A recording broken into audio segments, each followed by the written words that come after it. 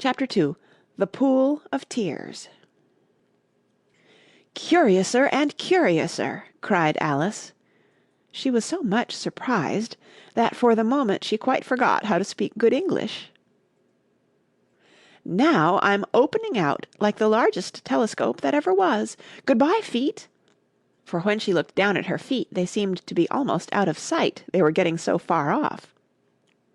"Oh, my poor little feet! I wonder who will put on your shoes and stockings for you now, dears? I'm sure I shan't be able. I shall be a great deal too far off to trouble myself about you. You must manage the best way you can. But I must be kind to them," thought Alice, "or perhaps they won't walk the way I want to go. Let me see. I'll give them a new pair of boots every Christmas." And she went on planning to herself how she would manage it. "They must go by the carrier," she thought, "and how funny it'll seem sending presents to one's own feet, and how odd the directions will look. Alice's right foot, Esquire, hearthrug, near the fender, with Alice's love. Oh dear, what nonsense I'm talking!" Just then her head struck against the roof of the hall. In fact, she was now more than 9 feet high, and she at once took up the little golden key and hurried off to the garden door. Poor Alice! It was as much as she could do, lying down on one side, to look through into the garden with one eye, but to get through was more hopeless than ever. She sat down and began to cry again. "You ought to be ashamed of yourself," said Alice, "a great girl like you." She might well say this. "To go on crying in this way. Stop this moment, I tell you." But she went on all the same, shedding gallons of tears, until there was a large pool all round her, about 4 inches deep, and reaching half down the hall. After a time she heard a little pattering of feet in the distance, and she hastily dried her eyes to see what was coming. It was the White Rabbit returning, splendidly dressed, with a pair of white kid gloves in one hand and a large fan in the other. He came trotting along in a great hurry, muttering to himself as he came, "Oh, the Duchess, the Duchess! Oh, won't she be savage if I've kept her waiting!" Alice felt so desperate that she was ready to ask help of any one, so when the rabbit came near her, she began, in a low, timid voice, "If you please, sir." The rabbit started violently, dropped the white kid gloves and the fan, and scurried away into the darkness as hard as he could go. Alice took up the fan and gloves, and, as the hall was very hot, she kept fanning herself all the time she went on talking.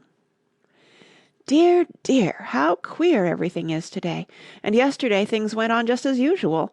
I wonder if I've been changed in the night. Let me think. Was I the same when I got up this morning? I almost think I can remember feeling a little different, but if I'm not the same, the next question is, who in the world am I? Ah, that's the great puzzle." And she began thinking over all the children she knew that were of the same age as herself, to see if she could have been changed for any of them. "I'm sure I'm not Ada," she said, "for her hair goes in such long ringlets, and mine doesn't go in ringlets at all. And I'm sure I can't be Mabel, for I know all sorts of things, and she knows such a very little. Besides, she's she, and I'm I, and, oh dear, how puzzling it all is. I'll try if I know all the things I used to know. Let me see. 4 times 5 is 12, and 4 times 6 is 13, and 4 times 7 is... Oh dear, I shall never get to 20 at that rate. However, the multiplication table doesn't signify. Let's try geography. London is the capital of Paris, and Paris is the capital of Rome, and Rome... No, that's all wrong, I'm certain. I must have been changed for Mabel. I'll try and say, how doth the little? And she crossed her hands on her lap as if she were saying lessons, and began to repeat it, but her voice sounded hoarse and strange, and the words did not come the same as they used to do. How doth the little crocodile improve his shining tail, and pour the waters of the Nile on every golden scale? How cheerfully he seems to grin, how neatly spread his claws, and welcome little fishes in, with gently smiling jaws. "I'm sure those are not the right words," said poor Alice, and her eyes filled with tears again as she went on. "I must be Mabel after all, and I shall have to go and live in that poky little house, and have next to no toys to play with, and oh, ever so many lessons to learn. No, I've made up my mind about it. If I'm Mabel, I'll stay down here. It'll be no use their putting their heads down and saying, 'Come up again, dear.' I shall only look up and say, 'Who am I, then? Tell me that first, and then, if I like being that person, I'll come up. If not, I'll stay down here till I'm somebody else. But, oh dear," cried Alice with a sudden burst of tears, "I do wish they would put their heads down. I am so very tired of being all alone here." As she said this, she looked down at her hands, and was surprised to see that she had put on one of the rabbit's little white kid gloves while she was talking. "How can I have done that?" she thought. "I must be growing small again." She got up and went to the table to measure herself by it, and found that, as nearly as she could guess, she was now about 2 feet high, and was going on shrinking rapidly. She soon found out that the cause of this was the fan she was holding, and she dropped it hastily, just in time to avoid shrinking away altogether. "That was a narrow escape," said Alice, a good deal frightened at the sudden change, but very glad to find herself still in existence. "And now for the garden!" And she ran with all speed back to the little door, but, alas! the little door was shut again, and the little golden key was lying on the glass table as before. "And things are worse than ever," thought the poor child, "for I never was so small as this before, never, and I declare it's too bad, that it is." As she said these words, her foot slipped, and in another moment, splash! She was up to her chin in salt water. Her first idea was that she had somehow fallen into the sea. "And in that case I can go back by railway," she said to herself.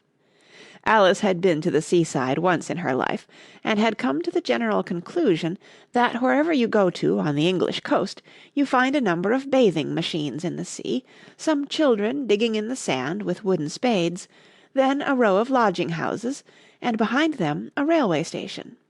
However, she soon made out that she was in the pool of tears which she had wept when she was 9 feet high. "I wish I hadn't cried so much," said Alice as she swam about, trying to find her way out. "I shall be punished for it now, I suppose, by being drowned in my own tears. That will be a queer thing, to be sure. However, everything is queer to-day." Just then she heard something splashing about in the pool a little way off, and she swam nearer to make out what it was. At first she thought it must be a walrus or hippopotamus, but then she remembered how small she was now, and she soon made out that it was only a mouse that had slipped in like herself. "Would it be of any use now," thought Alice, "to speak to this mouse? Everything is so out of the way down here that I should think it very likely it can talk. At any rate, there's no harm in trying." So she began. "Oh, Mouse, do you know the way out of this pool? I am very tired of swimming about here, oh, Mouse." Alice thought this must be the right way of speaking to a mouse.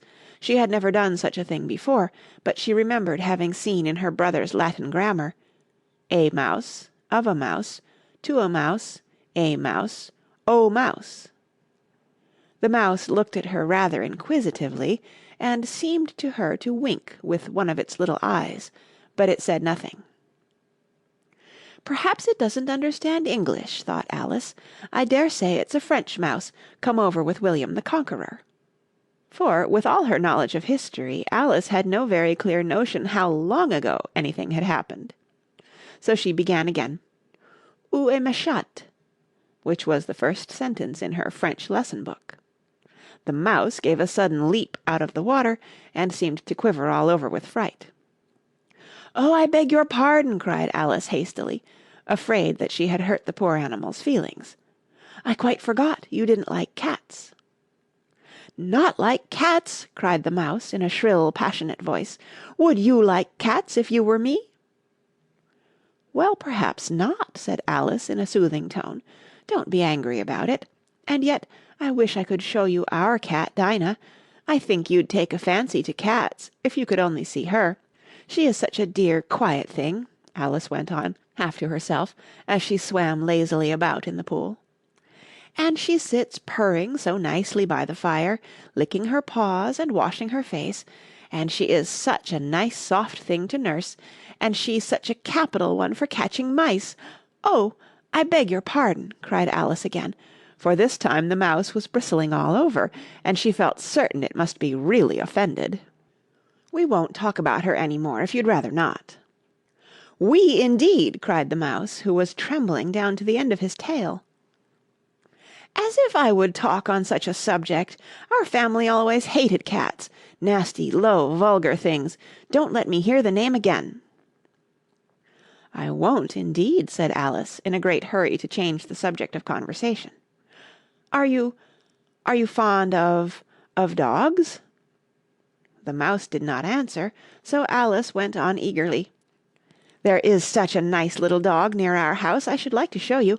A little bright-eyed terrier, you know, with oh, such long curly brown hair, and it'll fetch things when you throw them, and it'll sit up and beg for its dinner and all sorts of things. I can't remember half of them. And it belongs to a farmer, you know, and he says it's so useful it's worth 100 pounds. He says it kills all the rats and—" "Oh dear," cried Alice in a sorrowful tone, "I'm afraid I've offended it again." For the mouse was swimming away from her as hard as it could go, and making quite a commotion in the pool as it went. So she called softly after it, "Mouse dear, do come back again, and we won't talk about cats or dogs either, if you don't like them." When the mouse heard this, it turned round and swam slowly back to her.